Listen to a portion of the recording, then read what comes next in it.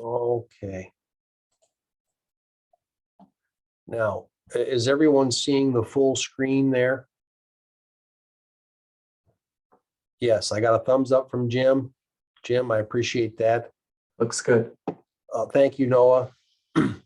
Well, good afternoon or good morning, depending on where this broadcast finds you. My name is Steve Steiny. I'm one of the managers here at the American Indian Alaska Native Addiction Technology Transfer Center, located at the University of Iowa. I'm broadcasting to you today live from the University of Iowa campus at the College of Public Health. We're really happy to have you all here today, assembled for this behavioral health webinar event. I've assembled a wonderful team of panelists that will be speaking today. I just have a few slides I'm going to go over, and then we are going to turn this over to one of the panelists to get us started with an opening blessing. So today, our webinar is titled Deep Cold to Warming Time, Preparing Our Mind, Body, Emotions, and Spirit. This interactive webinar will focus on discussion of early spring and how this impacts behavioral health and well-being. This panel of Native American panelists will review and share cultural aspects of their tribal views on seasonal changes. The primary goal of this webinar is to share teachings on seasonal changes, how these changes influence daily living and impact behavior and shape perspectives on life and cultural values. This webinar was created to prepare all of you for joining us again in our upcoming Spring Living series, airing March 11th from 1 to 3 p.m. Central.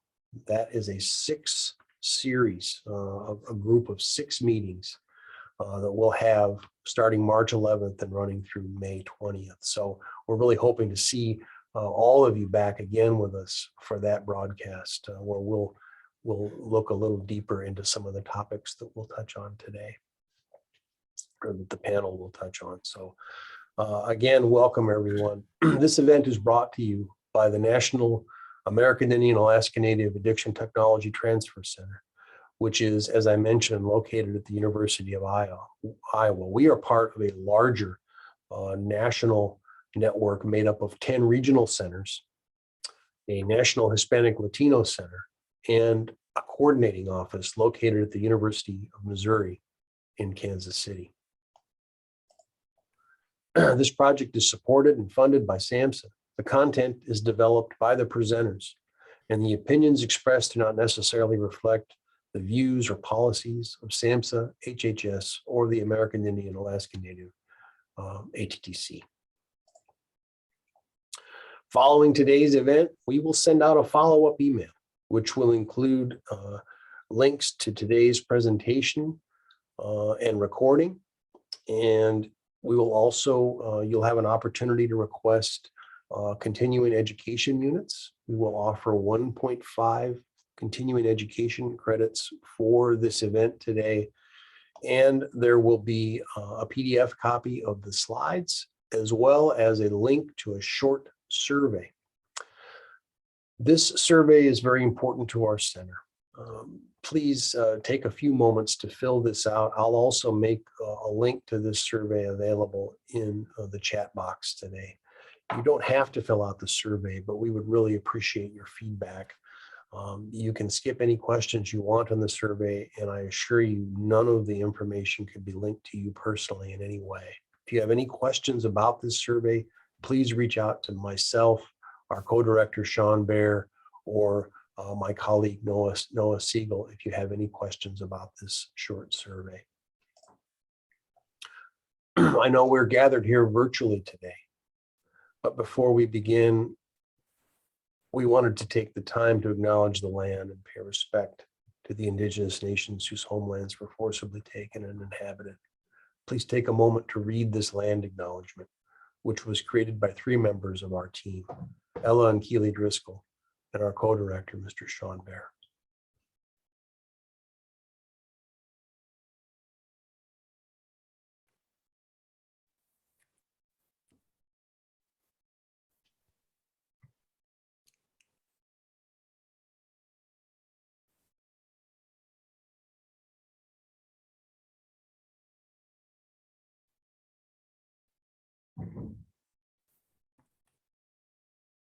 Thank you.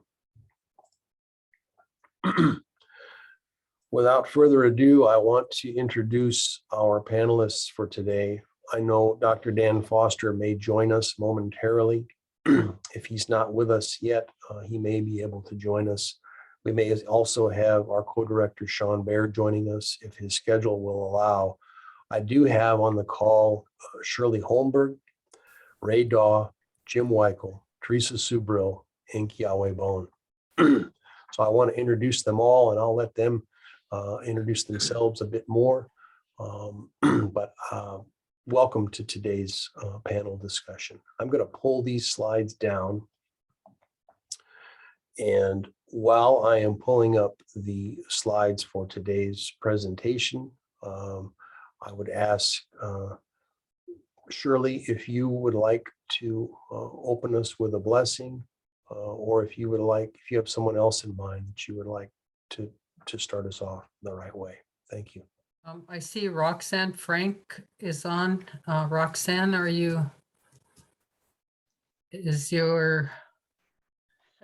Yes. Could you say some sort of opening blessing for our meeting, please? Yes. Creator, we just thank you for this day. We thank you for this gift you have given us. And we thank you for answering our ancestors' prayer that we are here to make changes not only in our lives, but other people's lives. I ask, Lord, that you just be with the people that are speaking today, and just open our hearts and our minds to what they have to say. And again, we thank you for this day. Amen. Amen. Thank you.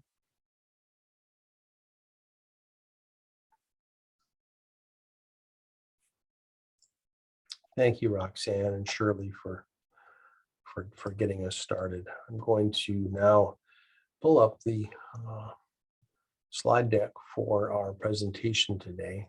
Let me just see if I can do this without breaking anything. Okay. Now let me ask the group again. Jim, are we seeing the full screen, or are we seeing the presenter view? Screen. I see the full screen. Wonderful.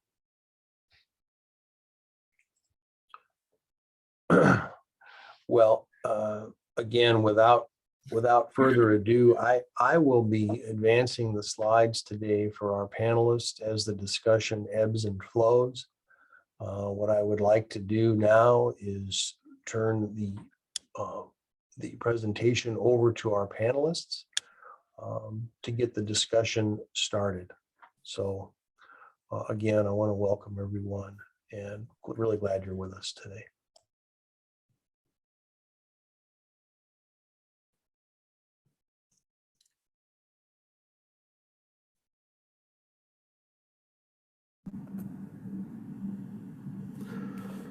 Sure, Nagad. I guess I'll go first. Hello, everybody. My name is Kiawah Koshedzi Bone. I'm registered as a Eastern Band of Cherokee Indians member.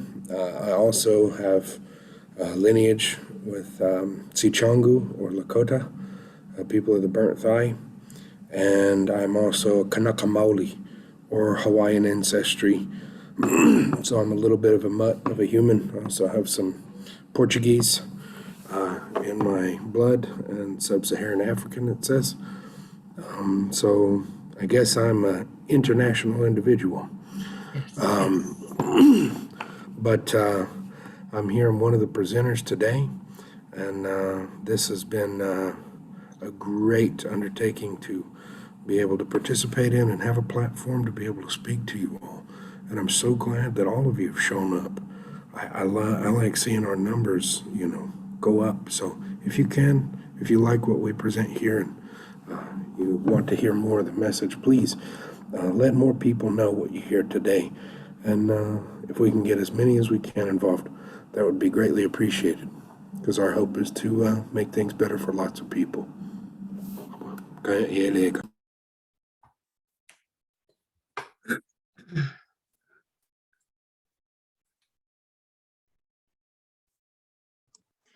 I suppose I could go next. My name's Teresa Subrel, and I am Anishinaabe, and my family's reserve is in Ontario, and I also have Menominee lineage here in Wisconsin. I reside in northern Wisconsin by Lake Superior, and I everything Kiawah said, I agree. We're really hoping to be able to help our people and help our people help our people. And if you could share and pass this on as well, if you like what you see here. I'm gonna let Cheryl go next and introduce herself. Good morning. My name is Shirley May Holmberg. I'm almost 100 years old. I'll be 70 in March, early March. The name I was given as an adult female is Yendadlano. I'm named after my great grandmother on my grandfather's side. And it's from the old language. And they say we become like the name we were given. So the name Yendadlano was a woman that did everything good in our women's way. And I do my best to live up to the name. I am Tonitzagal Tsichna. In my mother's way, we recognize 3 clans in our area. We're commonly known as Athabascan. Athabascan was a name given to us by an explorer in Canada. And it's quite a little bit of a long story, so I won't tell it. And the name Athabascans came all the way up here to the interior. Tonitzagal Tsichna, the clan, we follow our mother's side. And in English, roughly translated, it means we're from the middle of the river, middle of the Yukon River. On one side, there's an old scene that's Bear people, and then other side is Bizichtahotana, that's Caribou people. And there's some stories I know connected to that, the clans. And a long time ago, this elder from Minto told me that the eagle represented our clan. I live in Fairbanks, Alaska, originally from Hohodota Tlatlilten, that's Tanana, Alaska. I work out of Fairbanks. I do all kinds of things. Of course, you know, if you get to be almost 70 years old, you've done quite a bit. And I do my best to follow my culture. I love to sing and dance our songs, do our dances.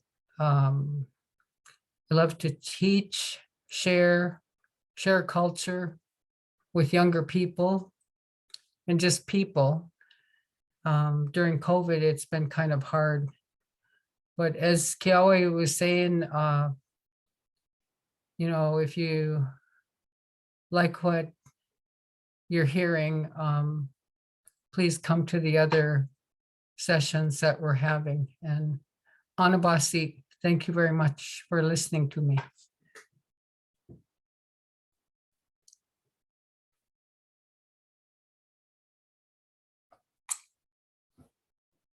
So there's Ray Daw.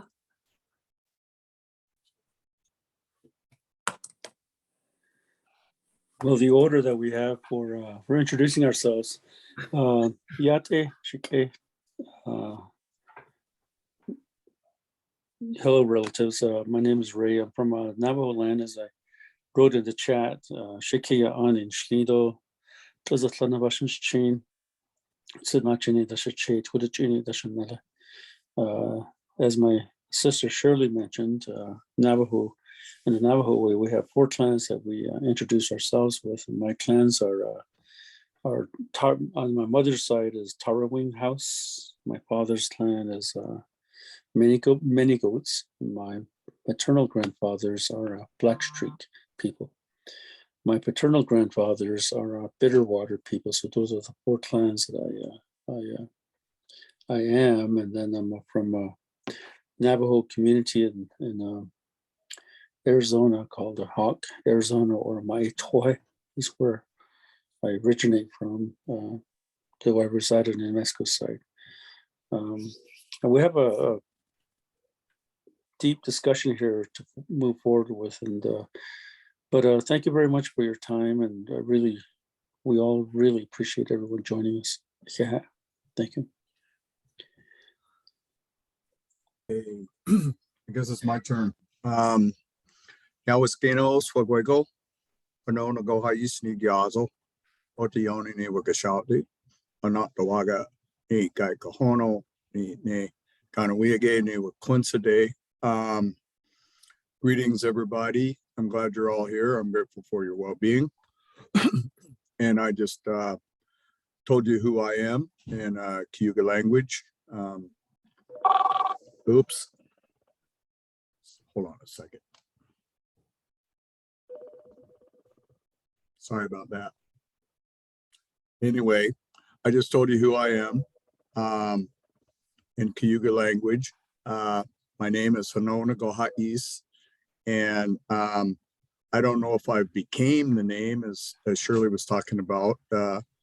It means his mind is made up, and that name was chosen for me by someone who had never met me.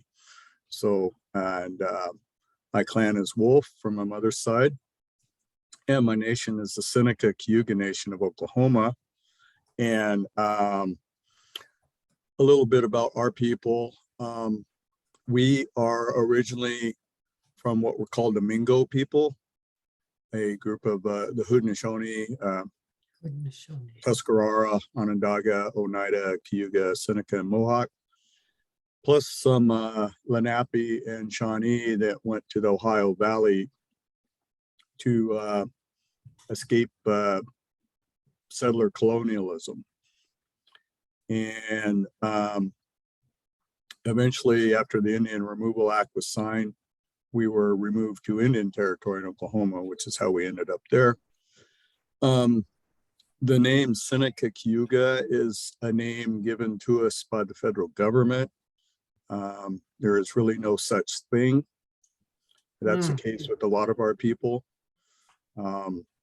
Myself, I have no Seneca in me. I am Mohawk, Kiawah, Oneida, and Wyandot, plus some Scotch, English, and German. So I'm a kind of a mix of the old and new on this land. And I reside in Salem, Oregon. I work for the Confederated Tribes of the Grand Ronde here in Salem at their medication-assisted treatment. And I'm very passionate about incorporating culture into this work.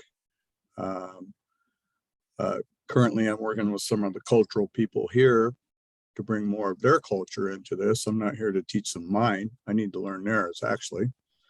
And on that note, I've learned over the last, I don't know how long have we been all working together. I've learned something from everybody on this panel. I know that, you know, and I'm not really here to teach anything. I'm more of here to learn something. So with that, Yahweh.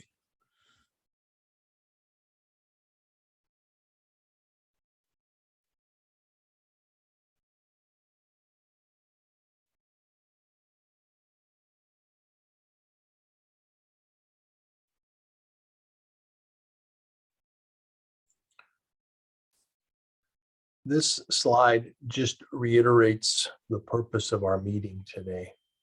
So I just wanted to share this slide. And again, we'll turn it over to the panelists as we proceed.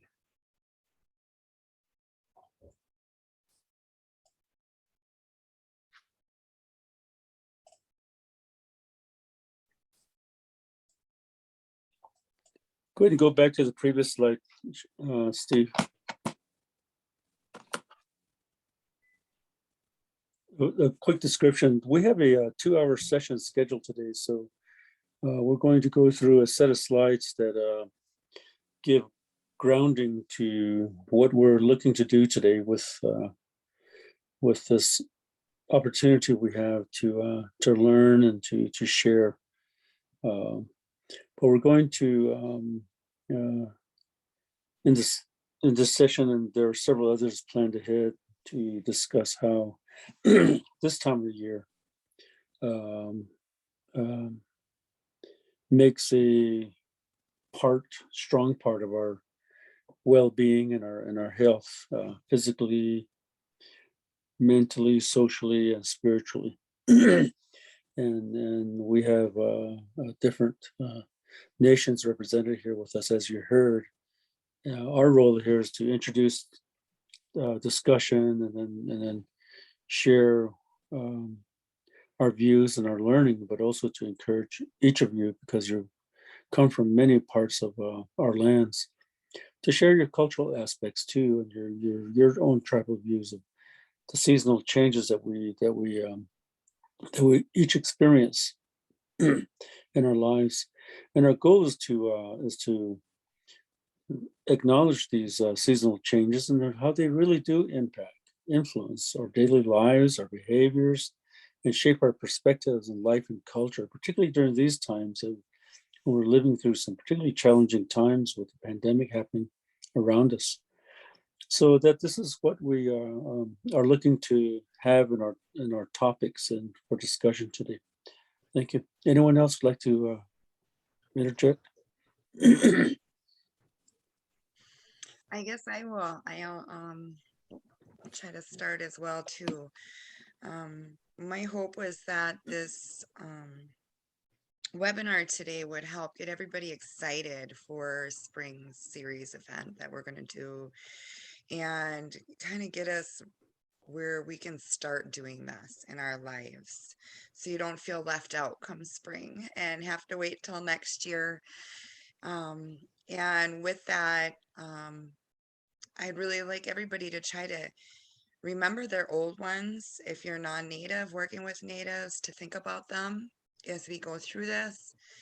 And if you can connect with them, maybe take a moment to put your Asima, Naknama, Kinnikinnick, tobacco, whatever you use out, to help you with that connection if you need it in this time, to help you translate this in a way and see it, how it applies for you or those you're working with.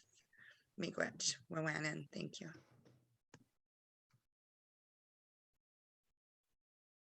It's 2 hours.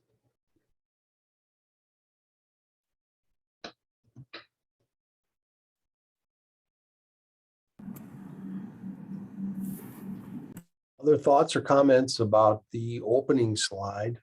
Any of the panelists want to add? Sure, Steve, I could comment on this.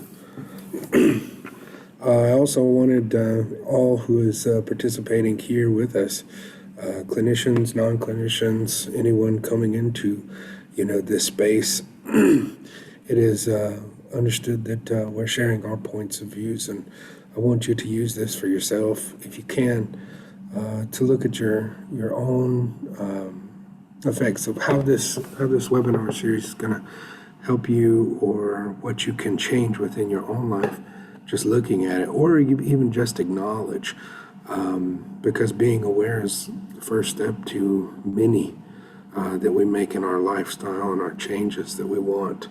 But being able to have this ground to speak and share in this kind of level to broaden a sense of worldview for lots of people, because this is what's happened for us. And it's a great gift to share, and I really appreciate SAMHSA and University of Iowa, Ray and Steve and all of these people that are going to be working with us in these next webinars, and anybody who comes to this webinar series. I appreciate all of you, and it feels really good to share this space with you all, and I just want to say thank you already. Appreciate you. Kaya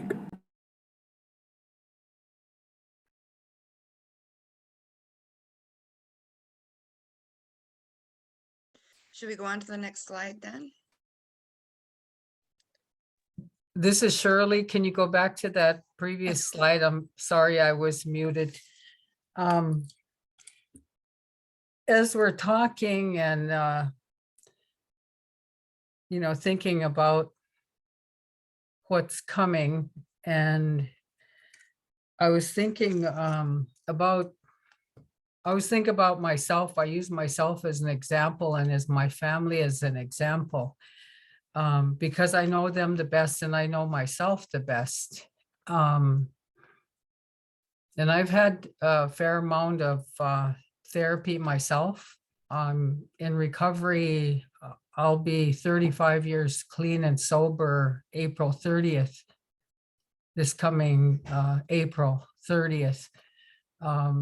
In the previous years, I couldn't really celebrate because people, my family members, passed away during that time. Every year for the past 4 years.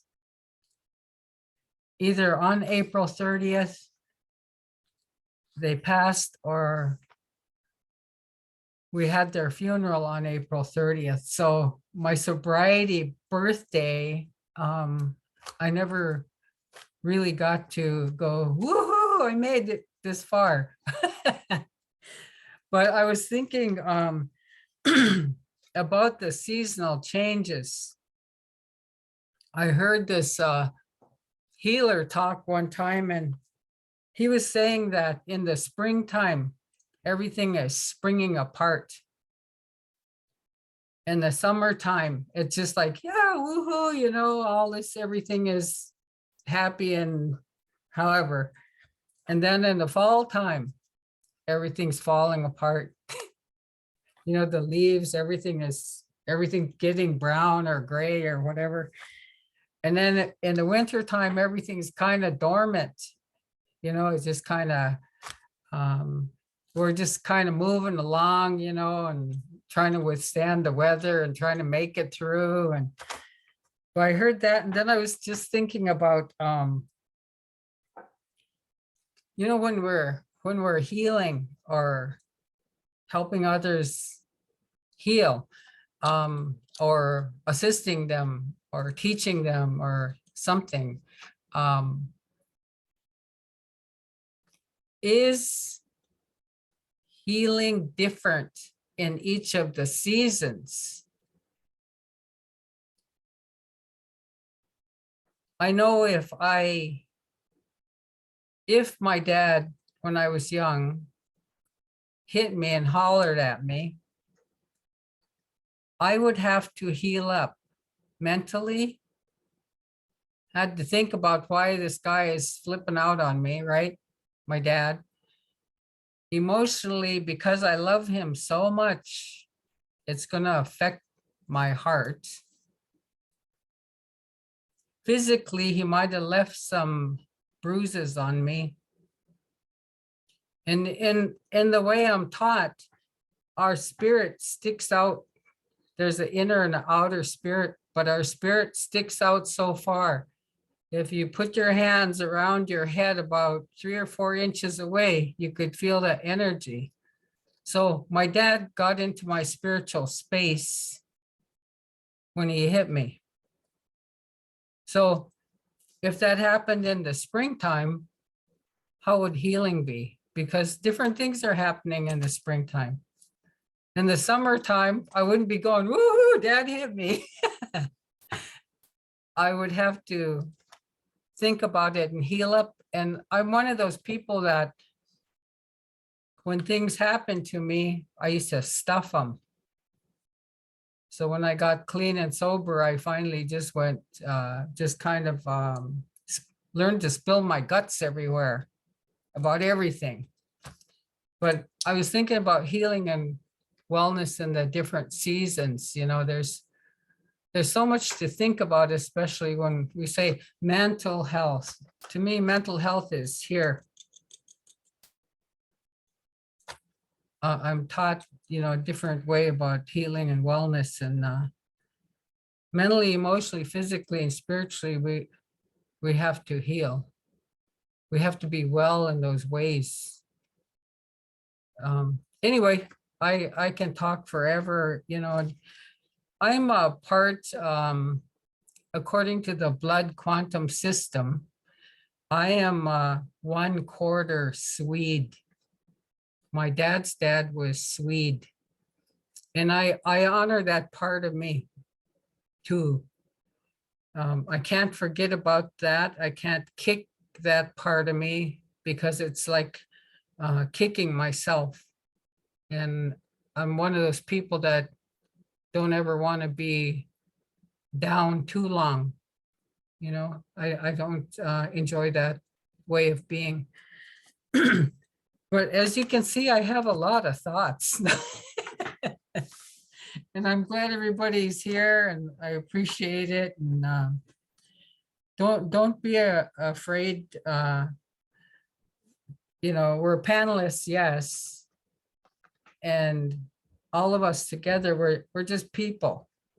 We're, you know, people teaching each other something. So people that are on with us, anybody on this Zoom meeting, don't be afraid to chime in or ask questions or whatever. Anyway, Anabasi, thank you. Thank you, Cheryl. Well, With limited time and all the slides we're going to go through here, I guess, could we move on to the next slide then, Steve? Thank you so much for all you're doing. And then Kiawah, did you want to cover some of this here with us? I know you had, I don't mean to Of put you on the course. spot. Thank you. No, I know- you're fine. I'm actually really passionate about this. The CDC had recommended that we do something a little different for our Indigenous people in 2017, that we make some culturally relevant strategies of individual, interpersonal, and community levels that need to account for the heterogeneity among American Indians and Alaskan Native communities. This is because of the overwhelming health disparity that exists within Indigenous populations and the lack of mental health and effectiveness or efficacy of the programs they're in practice of within these communities. So there was some things that needed to be said that surround this big idea that suicide ideology, homicide, ideology, SUD, and mental health disparities in Indigenous communities have actually come up that we've seen since the pandemic has started. 2020, there's data that says that we have a 30% increase. This is massive. It's the most out of that we've seen with our racial divides, but this is actually not just for Indigenous communities. It's for all the communities. Maybe not a 30% increase for all, but there has been a massive uptick. So having a spring series and a renewal of life, a renewed energy, and having people understand that we're going through this process together. And spring is for new things, we have new life that's coming up, or I guess refreshing of our environment.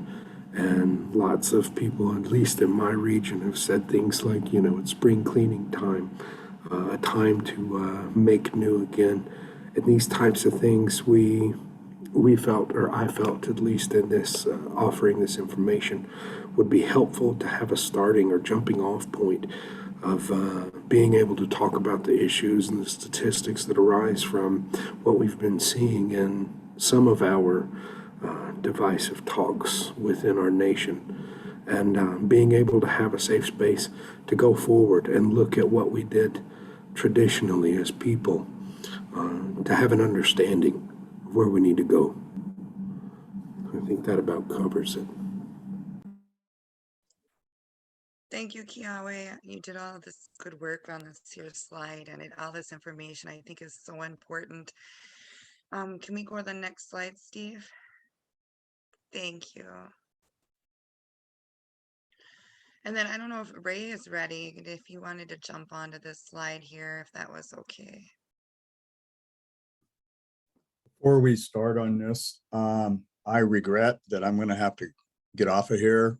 My phone is ringing off the hook and I'm being pulled in a bunch of different directions, which I don't like, but I got to go. So I want to say, Thank I want to you, get up.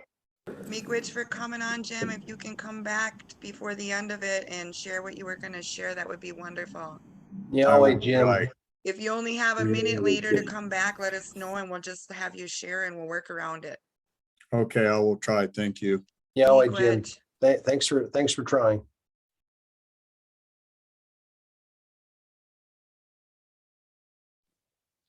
Okay. Thank you, Thank you, Therese, Ray. for allowing me to go through the objectives.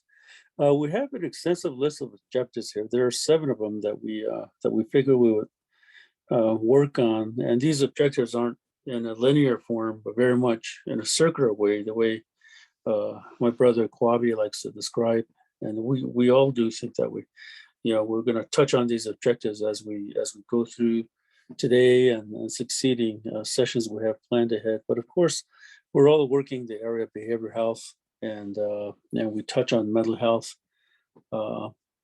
ways, modalities that where we work on, as you heard Jim describe what he was going to do, begin to do some services and work with people that he's with. And that's what we do. We work on making progress and for ourselves, for our relatives that we have coming to us.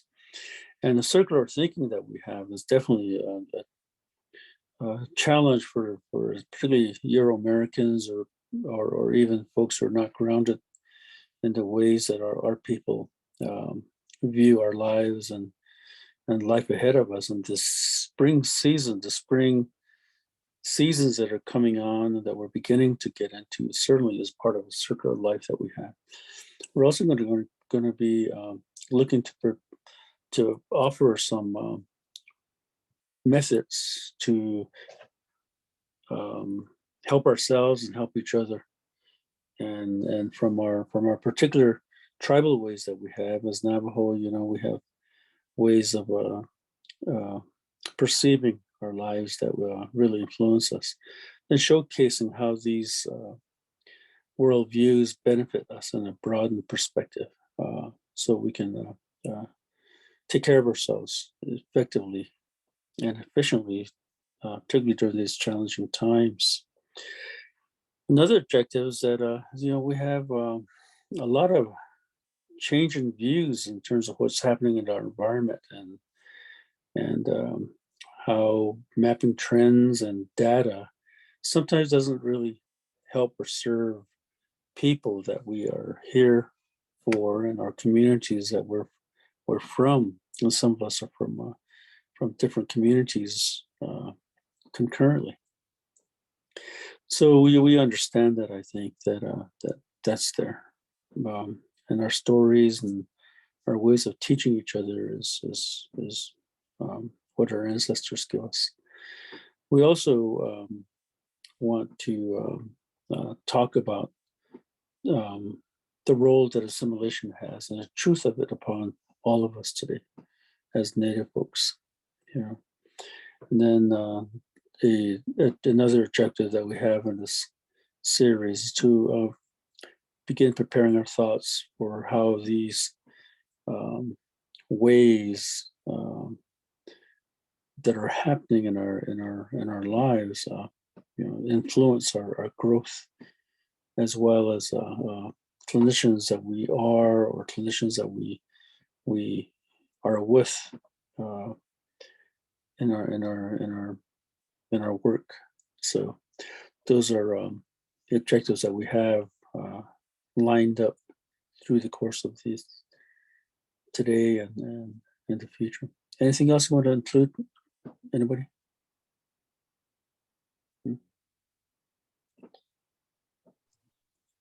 Go ahead, Steve. I think we're good, Kiawah, we're good here. And Cheryl, Mhm. can we go on to the next slide?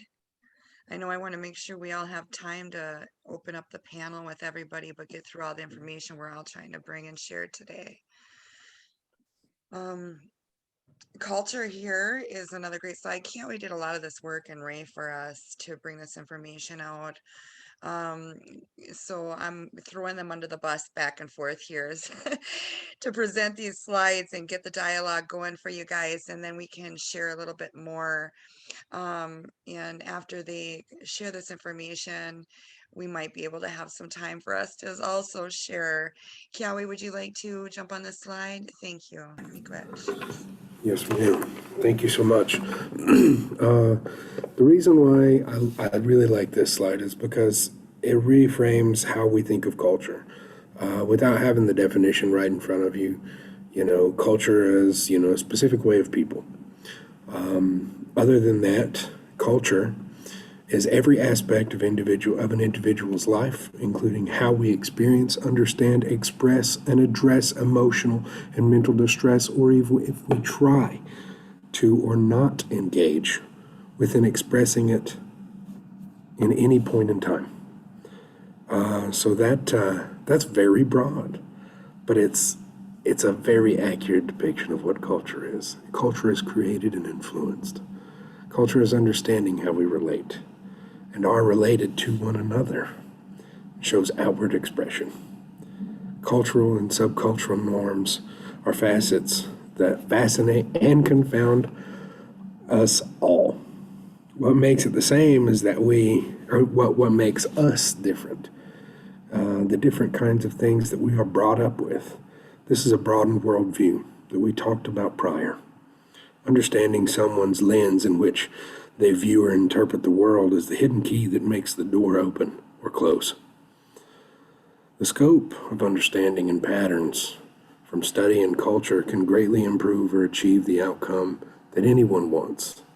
If I don't understand, for instance, that I'm talking to a room full of people who love smoking, or for our people, I know that we have a cultural understanding with using this as a medicine, tobacco, and if I'm talking with healthcare workers and they think that we just have a problem with smoking, and no matter what they say or do, cessation is difficult for us, and they don't know why or have a parameter on why. Well, it's because it's part of our ritual practice of prayer, making smoke to address the means of our understanding and how we get things done. That internalized makes the presence of smoke and tobacco completely different, other than just abusing a substance. This is culture. And I think that's where I want to leave it, T. Thank you. Miigwech, Kiawah. I don't know if anybody else wants to touch on this or if we can move on to the next slide so we can really get on to the meat of this topic. But all of this is so important. Thank you, Steve. And the person-centered approach. Cheryl, did you want to go over this slide?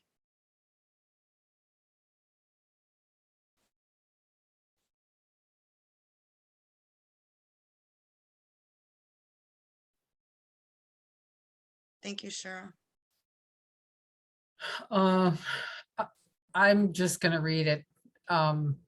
Practice, belief, quiet body, quiet mind, feeling whole with oneself, active listening, motivational interviewing, engagement with community and tradition, framing around client-centered care, obstacles to know about that might make scheduling easier, having the client take front seat in care and facilitating dual role of planning of care, being aware not being in control of the session from a power standpoint.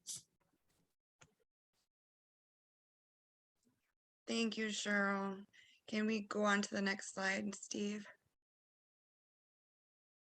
Thank you so much. And then Ray, did you want to go over this one?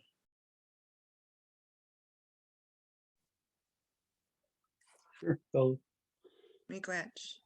take this. Community health is a concept in behavioral health that is valued by many of us who work with our people in native country, and then that is an approach that has gained wide acceptance in the last few years. The clinical model and the community model are at times an opposing side of the therapeutic spectrum. You know, we have a good portion of us who are trained as clinicians and trained to work with individuals that come to us. On the other hand, we have many of us also who appreciate and acknowledge that our communities are extensive relationships. The community health approach is not codependent, but is cohabitant, which means everyone is together in our lives. You know, what happens in our lands influences each of us, and our expansive worldviews prepare us for very open dialogue. You know, which is a good example is today. Normally, webinars are set aside for an hour, but we wanted to make sure that all our worldviews are as represented as possible during this 2-hour period that we have. Dual learning, learning from each other creates a strong, cohesive bond and a more trusted bond. Learning that cycle that the whole community goes through helps us prepare for individual sessions and sessions that happen in the community. Then lastly, giving and taking mutually together is like an art form. It really is a gift and a process that benefits all, as long as it's paired with good, safe, healthy boundaries and with a very good, adequate understanding of that good giving and taking that's mutually occurring. So these are some statements that we've offering also in community health. Yeah. Miigwech, Ray. You put that so well and helped to explain it. Can we go on to the next slide there, Steve? Unless, Kiawah, there's something more you wanted to add to that one? Ray said it really well. I'm a practitioner of, community health model as well as clinical model, and merging the two together. And this is the eventual goal, to do this not only at work, but also within my daily practice, within my community, within my family and interpersonal connections. And it's greatly benefited me from learning this model traditionally, as well as learning it from the clinical aspect. So thank you, Ray, and thank you guys. I appreciate that. That was awesome. Onto the next slide, Steve. Thank you. So the honor, I would really like Kiawah to go over this one. I'm gonna have to throw TSB under the bus for throwing me and Ray and Shirley all under the bus. Okay. So honor, this is meant as broadly as possible for community, for individual, for someone who is in the practice of mental health or behavioral health in general. Having honor in your practice and having honor within yourself and your community benefits allowing client to reveal what is important to them, because we have a clinical bias as practitioners and practitioners of these kinds of things within the setting of sessions that sometimes we want to gear towards, well, let's find you housing, or let's get you a job, or what kind of program can we get you in? Are you, experiencing residential issues? Do you want to have an outpatient program? These are kinds of things that we think very linear sometimes, and we have to be within the, parameters of work that we do. But allowing the client to tell us, or the person to tell us, what is important to them may not fit the need for what we want to progress forward on, such as, finding them treatment in residential. If they don't feel like that is what is appropriate for them, they're not going to adhere to it. If I try to talk to anyone within my interpersonal connections, what I want them to do, they're going to tell me straight out, it's my life, I'm going to live it. So sometimes having them buy in first and talk to us within any kind of conversation is very helpful. Having a frame of reference for the person's understanding and where they want to go. Not all Indigenous people are traditionalists. This is very important to note. Sometimes Indigenous views or traditionalists come in different facets. Some practice powwow and understandings related in, this other culture that's amalgamous with other peoples and other traditions and other dances and other songs and intertribal. And it's a very cohesive understanding of, a worldview of other people. But having some people as traditionalists, or not saying that they're traditionalists, or having an idea of who is sometimes very difficult to understand. But if you do have someone who is considering themselves as a traditionalist, treat them as though they're teaching you about their world, because it's what you want. And their worldview is important to you to enact the things that you feel like are important within these sessions, these talks, these conversations, or discussions that you're going to have with anyone. Employ active listening skills. Give them your full attention. It's very important. You can't talk to me if, you're divided. You don't want to keep up with my conversation. I feel it. And this is a mutual respect that's felt on both sides. Ask questions if you think that you don't understand. Have that kind of openness to say, well, I don't know about your culture. It's okay. I don't know about your people, and I don't know about what the practices are and what's happening around this time of year. I'd like to know. If you would allow me, if you show me that, I would be open and be genuine, not divided. Sometimes you have to be an emotional person to experience emotion with somebody. And if you can't, how are they supposed to continue down that road with you if they don't see that you at least acknowledge what has happened to them? Because as clinicians, sometimes we have that cutoff and we don't give them that. It's okay to show emotion, have an elevated conversation that isn't just therapeutic, but sometimes feels good for the individual and for yourself to just acknowledge that things are happening. So with this, thank you.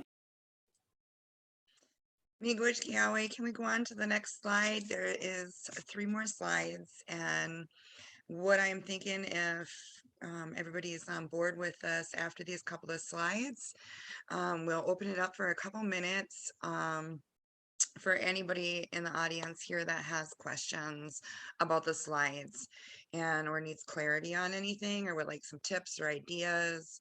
And then after that, we're going to get into sharing some stories on what we do in our different areas with our people this time of year, and the kind of medicine moment that this is, and how to prepare ourselves for the spring medicine that's coming, the new year medicine that's coming, and how to make the best out of this. And then we'd like to try to have some time as well too, so we're all going to have to share through that, since there's only less than an hour left, for you guys to be able to get back on and either share or ask questions on how we can apply that back where you live, whether it's inner city or things like that. Here is the next slide. Thank you, Steve. Traditional. Did you want to jump on this one here, Ray?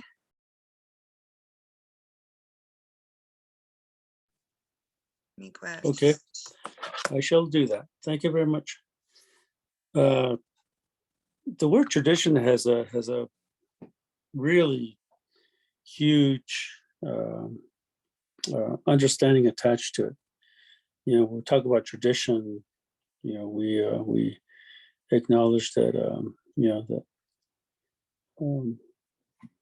our ways, the ways our grandfathers and our great grandparents and ancestors before us lived life,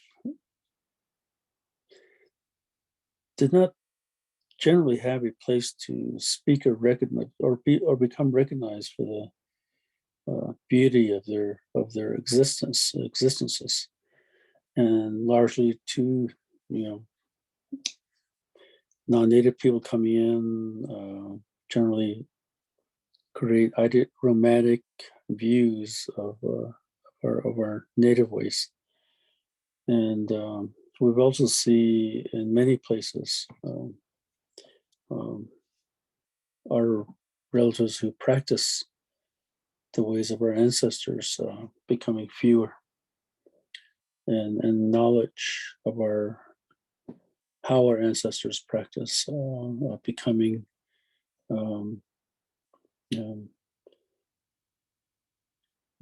less visible or less accessible, and that's what happens through our histories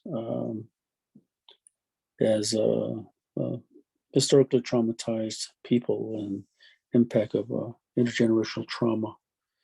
You know, we know that particularly the late 1880s and on into the last part of the 1990s, many of our ways were subjected to oppression, and it really contributes to how our ancestors reacted to that impression and not being able to do our ways and teach our ways. So we acknowledge that, and we offer these forums as a way to share with each other, and sharing those teachings that come to us historically is how we can change what is happening around us and really begin to ground our people. And I think this has been really good because we know through studies that of all the people in the United States, you take ethnic people, of all the people in the United States, our people, Native people, are the most, we have more people who are abstinent from alcohol and drugs than any other ethnic group in the country. And many of the people who are abstaining are grounded in the ways of our ancestors, from knowledge and practice, and that's how it represents itself. So it does stand as a way to be. We also share the view that we are living in an occupied regions of the United States. You know, my people, for example, although we have a large land base from a colonial perspective, you know, our land base that we shared with all people around us is quite a bit different and smaller than my great grandfathers knew. And we're you know, we live under the subjugation and power of ways of governance that is foreign to us and does not hold our ways to be as valued as our ancestors do. We also understand that sharing and the danger brought to our relatives historically is a major part of our intergenerational trauma and what we really work on making progress through. Our past is integral to the future of our people and ourselves, and does address our our intergenerational traumatic experiences and the grief and mourning that we experience. All of us experience that, and our ancestors did a lot more and with deeper severity than we ever will. I always keep that in mind, and that our ways, whether it would be Anishinaabe, Lakota, Dene, or other tribes, other people here, we have these traditions and our ways that carry us through, that are linguistically grounded and our spiritual and cultural traditions. As traditional people, we on the panel share these thoughts and views ourselves, and gives me honor to be here with you. Yeah, thank you very much for this. Miigwech, Ray. Steve, can we go on to the next slide? Thank you. So, Kiawah, I'm throwing you under the bus again if you want to jump on this. I do. Thank you. It is on. Give me the raw business here. Okay, so why is this understanding and difference and similarities between clinical and traditional practices so important? Because having that worldview and having these conversations, that all of these things are going to come up, whether in side conversation or in direct, I guess, addressing of what is colonization. It is, taking on a understanding that is not of our own, that reforming an entire way of life, diet change. There is everything that has been changed for our people that we can see, and having the statistical data to back in why it's not the best or most healthy for us. That's why that's important. Indigenization is recreating and restructuring everything to fit an indigenized perspective. I would say usually that this is a good idea, but if we're offering this and we're making it so for everyone and not just our own people, or if we aren't making it just for our own people in certain situations, taking, for example, our school is a private school here, and my daughter is not of the culture, but if we were to implement that here, she would be taught a way that is not her own through her genetics. But having that understanding and that ideation of colonization and ethnocentrism, or having a belief that your way is better than someone else's, and it needs to replace or even repress a culture that is existent, we have seen seems to not be the healthiest for those individuals long term or even short term. It just doesn't feel good.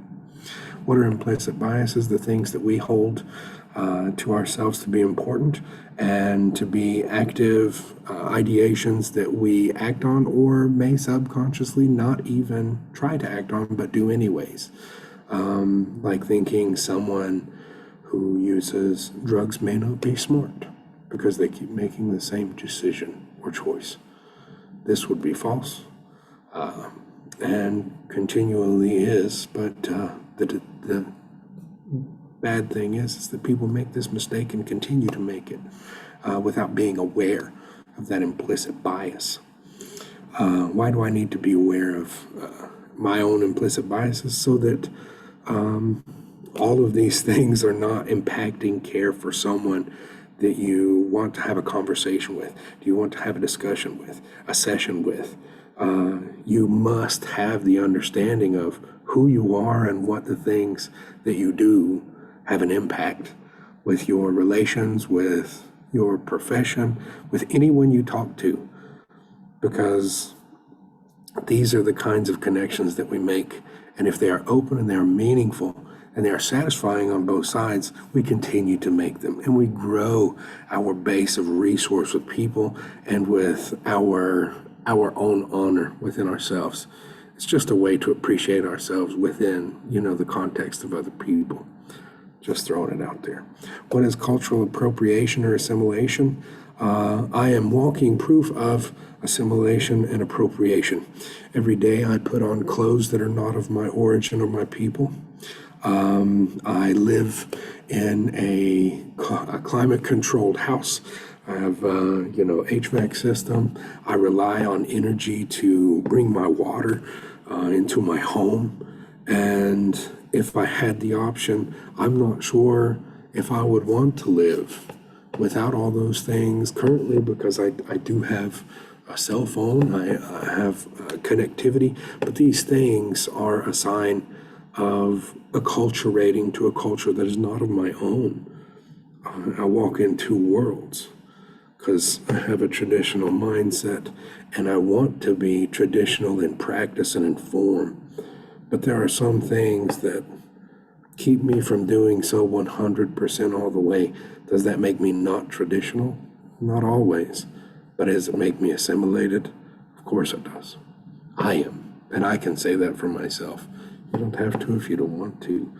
But just having the understanding there is important to me.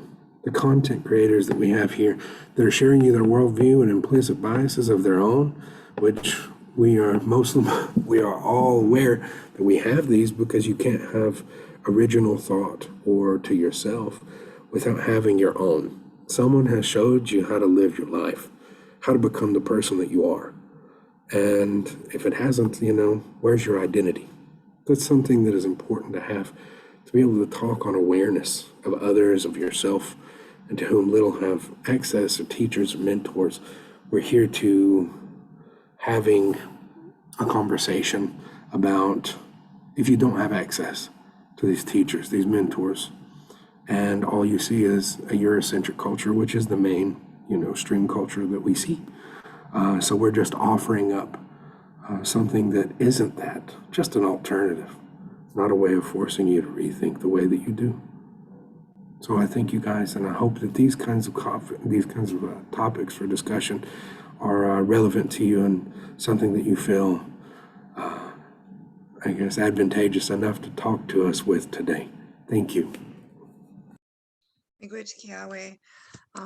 Can we go on to the next slide, Steve?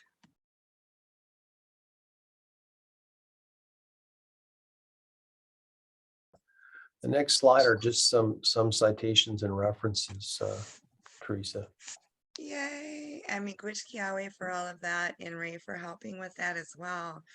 Does anybody have any questions or any clarity they'd like on any of the slides? We'd like to open that up now. You're welcome to jump on, unmute yourself. If you can't speak because you're at work or something, you're welcome to put that in the chat box and we'll go over it. Otherwise, we are going to begin to share some of, I don't want to speak for Shirley and Ray and Kiawah and Sean, but we're going to be sharing some of what our people would be doing or are doing and what we do these times of years.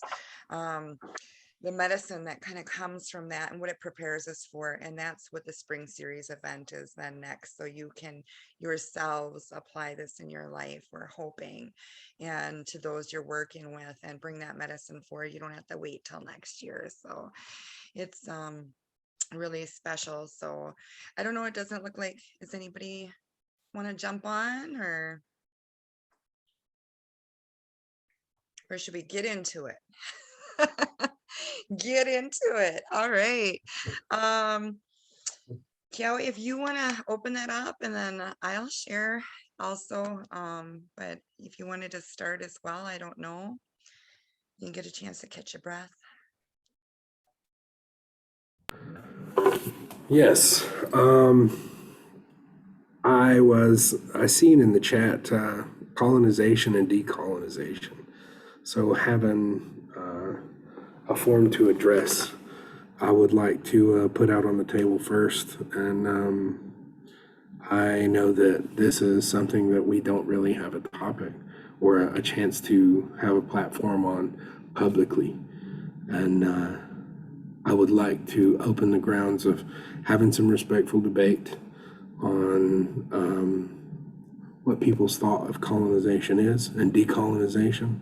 I would like to have people jump on and tell us what your understanding is about colonization and decolonization.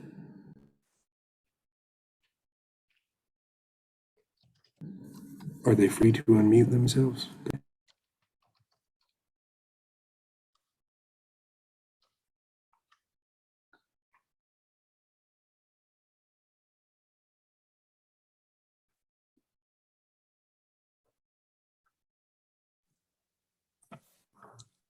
I'm sorry, but so anyone can hop on and discuss what we think about colonization and. Oh, all right.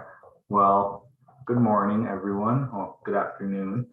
My name is Walt Badrood, and I am the Zero Suicide Site Coordinator for Fort Belknap Indian Community in North Central Montana. And I guess I'll just share a little bit of what I know about colonization, and we could throw around the topic, I guess, and discuss. For me, I guess I'd define colonization as, I don't know, I like to think of it the same as assimilation. I guess we had our culture stripped away from us. This is how I always look at it. It was stripped away from us, and we had our language and our ways of life. Those things were, made illegal during all different, actually, no, rewind. Like we had our religion taken away, and that wasn't until the Religion Freedom Act, I guess. That's one example of colonization. And then I guess another one is this dichotomy that we have where we have to still hold on to our identity as Native Americans, but yet walk in a society that is Euro-American, not familiar to us generationally. So I guess for me, I define colonization as assimilation, pretty much. Yeah. So anyone else got any ideas of colonization or their viewpoint? Me, Gwitch, for sharing that. Nora looks like she said she'd be able to share. Cornelius? Okay. Thanks. Beyond.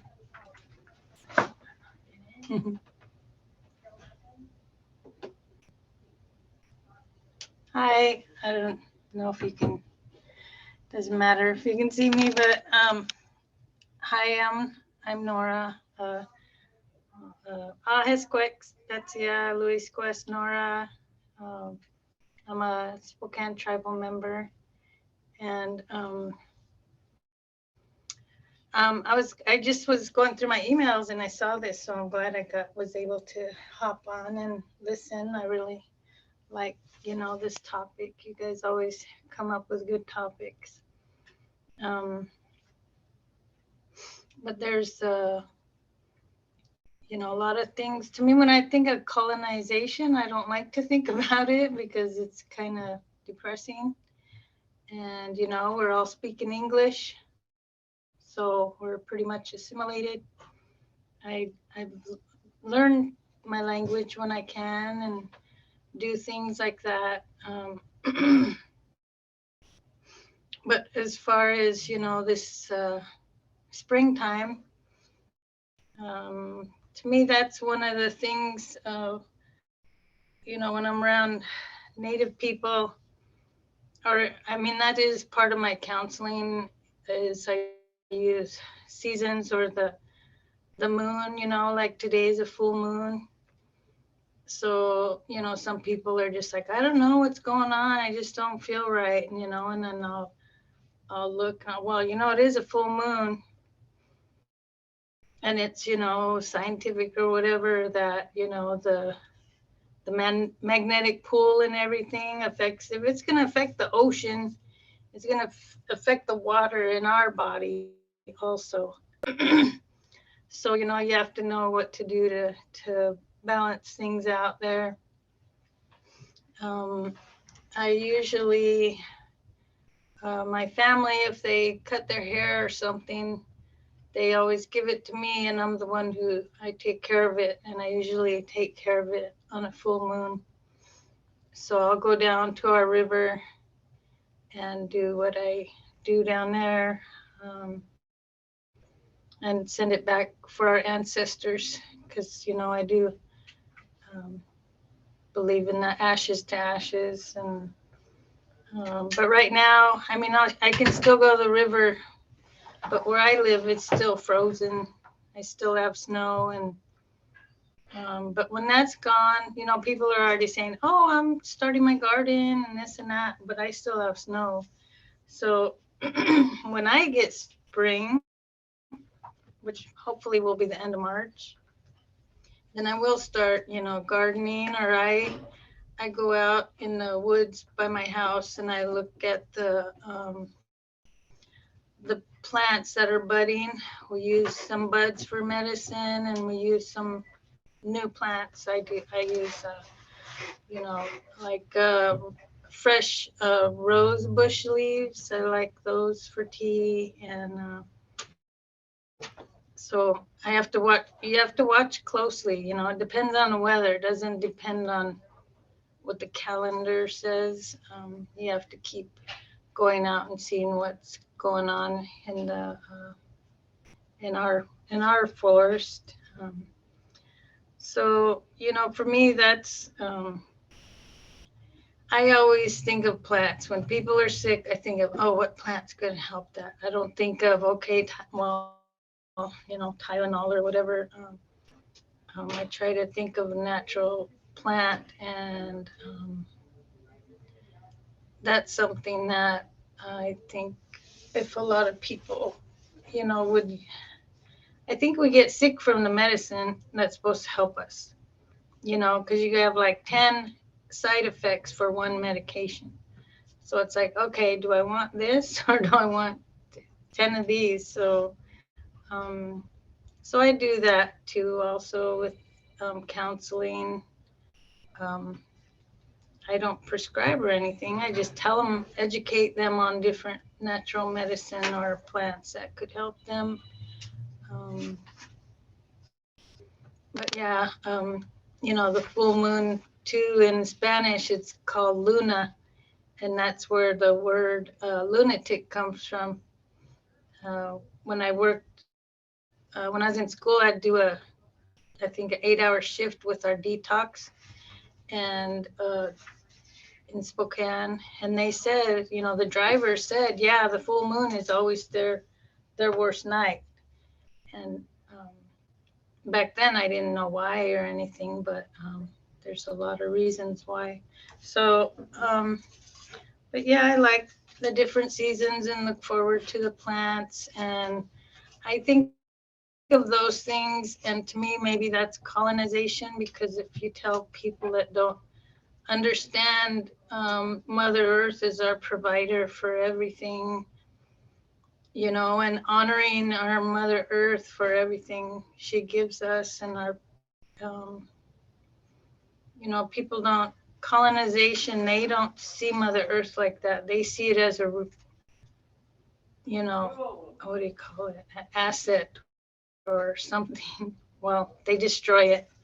And we've lived here for tens of thousands of years, and it was pure and beautiful, and now it's pretty much destroyed. So to me, that's one of the colonizations I think about too. But thank you, everybody. Have a good day. Make which, Nora, for sharing. You were so on it and right on topic. I'm going to share a little bit, but as to what I was hoping to bring here today. But first, I would like to ask, I don't know if Sean's able to speak, but to get going, because literally we're talking about the seasons here, and we wouldn't have the seasons without these moon cycles. So he's talking in the chat here about the moon cycles, if he would like to talk a little bit about that for us all. Sean?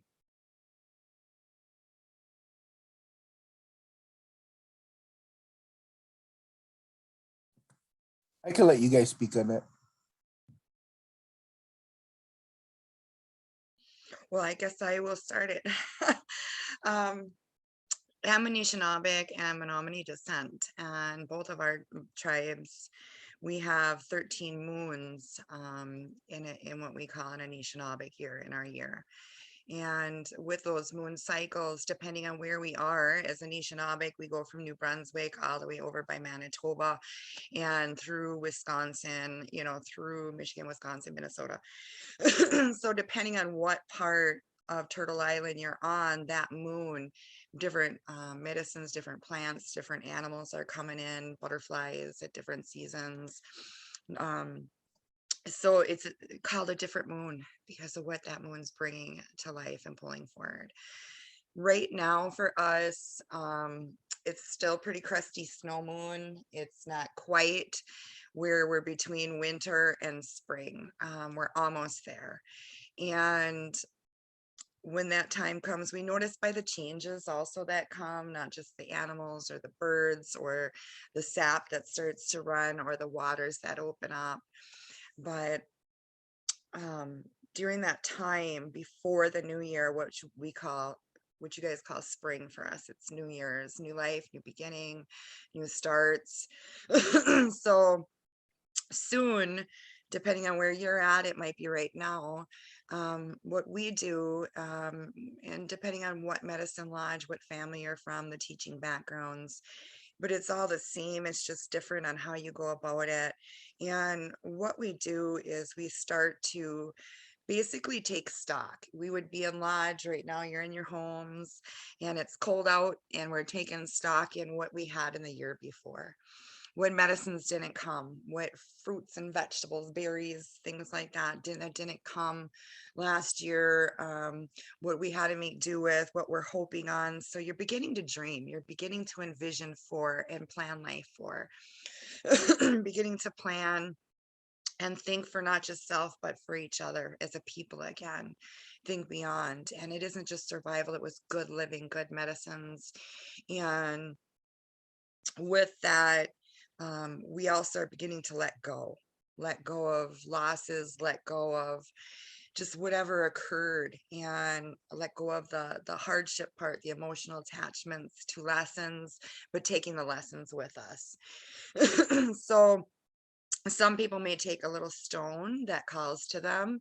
Maybe your father passed away and you were passed on. A part of his bundle might have been his comb, depending on where you're at in the morning with that.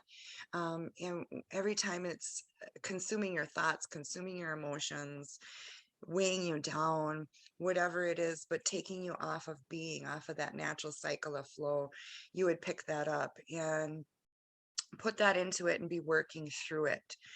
When that water opens up and begins to flow, that flowing water, I just had a Menominee women's group sharing the other day about the same thing, doing the same ceremony. We release. And some people, and this is as women, sometimes it's the men, they put it in the fires. Sometimes the men go and also go to the waters and ask the women to be a part of that ceremony and be a whole with that, bring that balance. And we release. That way we're not bringing into the next year, the new year, all of this with us. And so this is a good time to start dreaming, start planning, and start gathering the seeds and mapping out, or, you know, the fishing is going to come up for the guys, the spear fishing and things like that. So to start gathering your tools and whatever it is that you're doing. We also did a cleaning out. So releasing is also cleaning of your lodge, your home, your bundle, but it's also cleaning out mentally, emotionally, physically, and preparing. So a lot of storytelling goes on in this time, and connecting with those spirits, and also disconnecting with some of the spirits. And so recognizing that as well. What are we connecting to? What are we disconnecting to? And what are we going to move forward with? I don't want to take up all the time, but this is something that you can do even in the city as well. This is something you can do at home. I know a lot of our tribes did this, but each in their own way. And depending on the time, we notice the changes that were going on, and you can feel it. If you don't know what those changes are, you can feel it. You can feel that, what some people call energy. We say spirit coming in and spirit leaving, but you can feel it. You can feel that change is coming. So if anybody else on the panel would like to share as well some of this time of what's going on to prepare for the spring and what we get to do in the spring when that series opens up. Miigwech.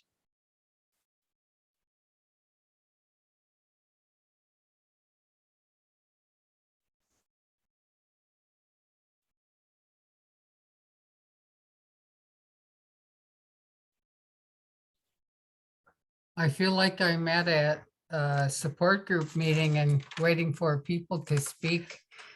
You know how you sit there and you wait and you look around and you waiting for somebody to speak up and nobody speaks up. And the other day, our supervisor was saying, who wants to take a day off? I test drive cars, winter test drive cars, and all of us older people, me, I said, I'll take all 3 days off.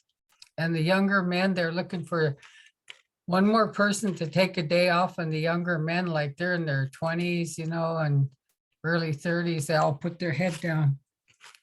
They didn't say anything, but our supervisor knew from their action that they did not want to take a day off. No.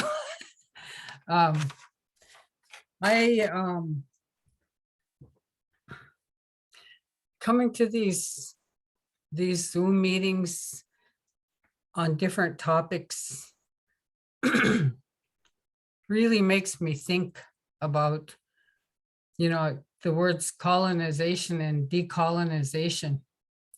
Those are big words and they encompass quite a bit. And in my mind, like I say, I know my family, I know me, I know where I come from. I know generations back where I come from and what people were doing. The real traditional people in my family were my great grandmothers, great grandfathers. They still spoke their language and full on traveled with the food from season to season. My grandmother, mothers and grandfathers, they still practice their culture. Yet it was changing. Men still did the men things, women still did the women things. And that was the first generation they really started getting English names and a native name. They mostly spoke their language and some English. My parents' generation, they were the first generation to get to pick their mate. Before that, it was pretty much people were promising marriage already when they were young. In my parents' generation, that's when the world changed. The English language, my mother and my dad both had to go to school. First time in our family anybody went to school. Church really came in that generation. My dad was half native and half Athabascan, half Swede. He was raised by a Swedish man and his mother who was native from the lower Yukon. And so they didn't, I don't know how they related to how they spoke with each other, because one spoke English and Swedish and the other one spoke primarily Athabascan. My dad's mom died when he was young. And then my grandpa got a little Yupik lady to take care of the children that he had afterwards. And she was not much older than my dad. And she was mean to them, mean to the kids. And then as she aged, my grandfather started having a relationship with her. So my dad was raised in this like Swedish language, English language, school environment, church environment, boarding school. And him and my mom were the first generation that were sent away from their family to attend school. Me, I'm a product of those two. And they didn't learn much about parenting anybody because they were in boarding school or working at the age of 12. My children are a product of me. So, I think about colonization and decolonization, and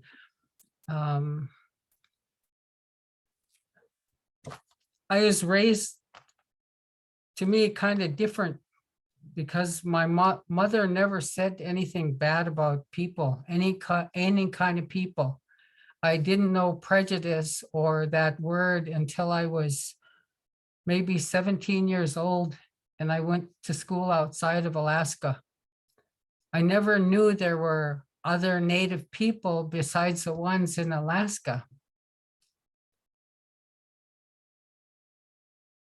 And I never knew history of people because they never taught us in school that I had to attend about the true, what happened to the Native people outside of Alaska. They never taught us that. I never heard it talked about until I was almost, I was a young adult, and I learned about it because I went to school with all Indian people from all over. I went to the Institute of American Indian Arts. So I got to learn about the atrocities, the things that happened to people. And, I didn't live back in the Stone Age, and I'm not ignorant. I just was raised up here and didn't know all of that till I got older. And there's so much to, when we have these Zooms meetings, there's so much that I think about. It's helping me pick apart different parts of my life, different parts of my people, where I come from. And people up here, they weren't, if they were along the coast of Alaska, they got exposed to the explorers that came along the coast and went up the beginnings of the river. I know of Native people that retained their culture because they were primarily landlocked. They retained their language here in Alaska. Their traditions, their dances, their potlatch ways, their beliefs, traditions, so everybody is different. Seem like every culture experiences colonization, and me, I choose to undo what's been done to me, undo what's been done to my family. I know my culture, I can pass it on. I could pass it on to younger people and even people my age, because people my age, some of them didn't experience what I experienced. And they haven't been able to put things into words yet. Anyway, there's so much, I can talk about and what we're doing in the springtime, but, I want to give time to, the other panelists or any other participant on this Zoom meeting that wants to speak up. Thank you, Meekwich, Cheryl, for sharing. Anabasi. We got less than 20 minutes, and I'd really like everyone, any of the other consultants here, and also you guys and gals listening, to share about the positive impacts that you've noticed, experienced in engaging in your seasonal events, that you do culturally. For us, like I was talking about, the releasing and preparing for and the dreaming, and that's just a small portion of it. And like Cheryl said, there's so much we don't know, and we can start to get back and bring back, and every little piece. So what did you feel, even if you've only experienced a little bit, how that's changed in your life and how powerful that is? You know, in spring we got so much that's exciting that you get to do. Harold had Yeah. raised his hand. Oh, hello. Welcome, Miigwech for sharing. Oh, yate.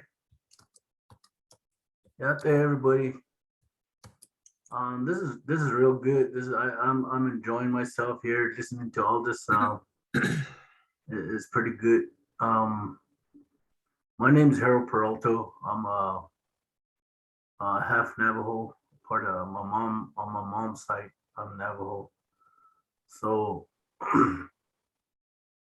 it's very important. On the, you know, well, my clan is Tanahapishni, you know, overhanging route, born to the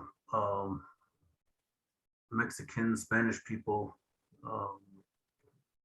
My maternal side is grandfather is Tobajna Aje, two came to water.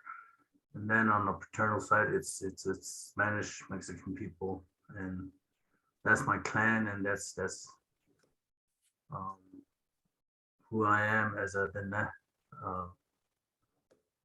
part of the Navajo Nation. And you know, talking about all this, it's pretty good. It's pretty good about learning about our traditions, our culture, the understanding between, you know, to me, the understanding between you know, the clinics, the providers that we work with as clinicians, you know, and our own culture. We've been, you know, we're put here on this earth as different tribes, and that understanding, it really needs to be, you know, it really needs to be listened to. It really needs to be put into consideration, because, you know, I think a lot of our younger generation right now, because of the fact that they're not raised in their own traditional culture, you know, they're lost.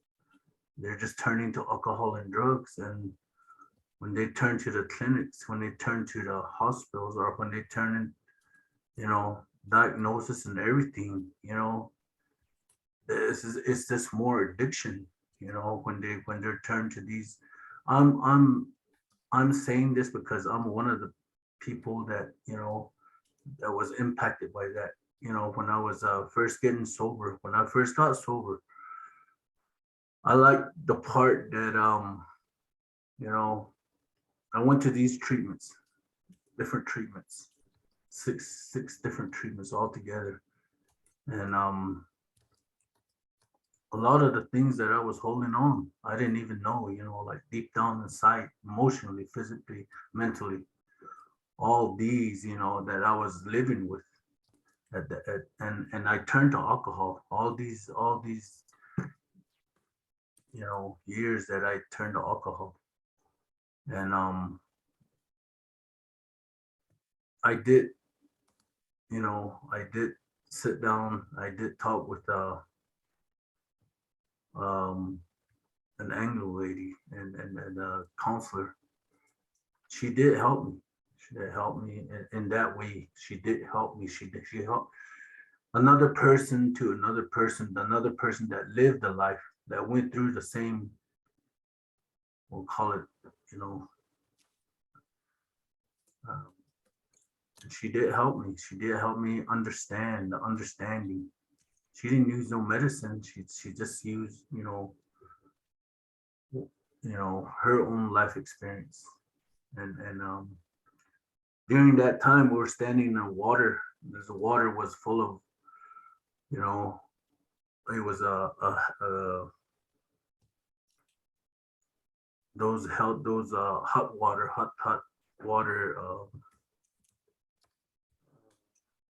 and this water was full of our own traditional stuff, you know, turquoise and all this And I had that belief, I had that belief in the water. Waters are one of the essentials that we use as Navajo people, that, different kind of names, are medicine mans, they use that. That was my belief. That was what I was believing at the time I was standing in that water. And it helped me. It helped me, it helped me get out of this situation that I was in. If I didn't, and then the seasons, different kind of seasons, the seasonal, different kind of, when I got out of that, when I got back from that experience, or from that healing, I went and used my own traditional ways, my own cultural ways, my own ways, overnight healing. And it really strengthened me up, There's a lot of elders that came into that one night of healing, my blessings. There's elders that came in and talked about the old ways, the old days, like all the effects, the different effects that was happening. But what in their mind was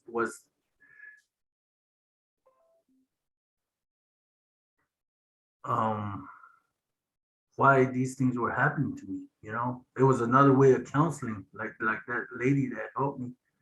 These elders were there to help me with those, understanding.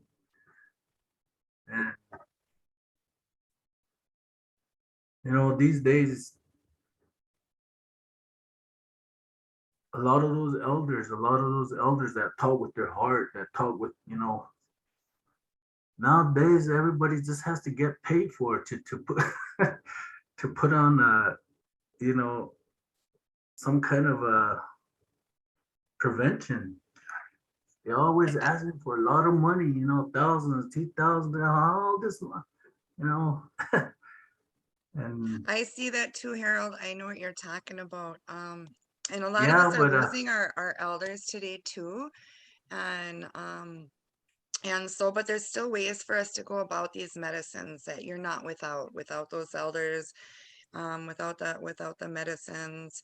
There's things you can be doing, jumping in the woods or taking your walks and just connecting with spirit, and releasing or reconnecting and learning those ways with or without them. With them is such a blessing, but we're yeah, able to do this even if you're a city Indian, and you're stuck in the city and you've never been home. So I don't know what you do for work, if you're able to share this or with your family as well, some of what you're sharing. And I really appreciate you sharing here today, Miigwech. It's really important. It is positively impacting. It is just like counseling. And it's very powerful what our elders do, what our ceremonies do. But there's things I believe as a people, we each did individually, just as a way of life, a part of our life, with or without that connection of ceremony. We could go out and harvest or gather or collect. Right now with our people, the red willow, the Winnebuju willow, it's a good time to get it. We make our asima with it, what people call tobacco. And so this is the time of year. And this is something you kind of do on your own, and you're making those prayers and things like that and connecting in that time. So there's much we can still do, and I think that's important.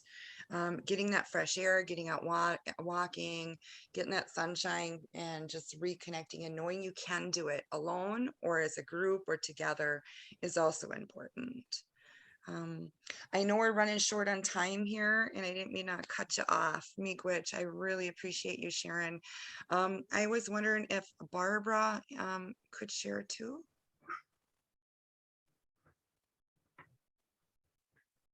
Thank you for asking. I'm really just here to listen and learn for now, and I really look forward to the spring series.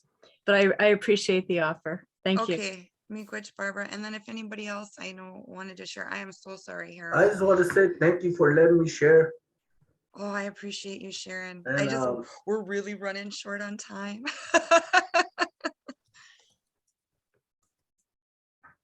oh,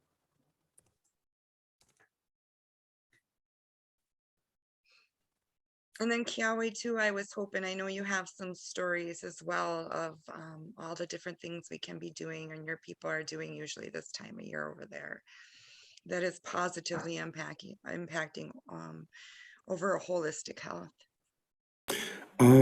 Yeah, sure. We've got about 8 minutes, like she said. Harold, thank you for sharing. I really appreciate that. It was awesome to be able to experience that with you. I know that we have started doing some cultural inclusion with a lot of our departments here at CHIA and our Cherokee Indian Hospital Authority, and lots of things that we're doing are culturally based and geared towards addressing the whole of the person, and being able to enact out some of those things, especially at times of year, and starting to have the million of people that come through continuum care for us is really, really important for, our leaders, our leadership, and anybody working with our people to have the understanding of what's happening with the people, not just the person. Being able to separate from that model and say, I need to know everything that I can as an outsider or as an insider with not enough knowledge or with a lot of knowledge. How can I help? Just the expanse grows unbelievably, big for any person that is involved with this, and any ounce of knowledge gained and perpetuated throughout the population is an extreme gift for everyone that's experiencing it. And I know that we're going to have more time to share on these, and I would like to have everyone just, again, reiteration of, appreciation and sharing this space and time with all of you, and having you here it's made my day great. I appreciate every chance that I get to have this platform, have all of you special people come out and talk, and even in the discussion box, and having you guys express and listen and learn and teach us things that we don't know, even if it's just about you. Thank you all. I appreciate you, and I'm so happy.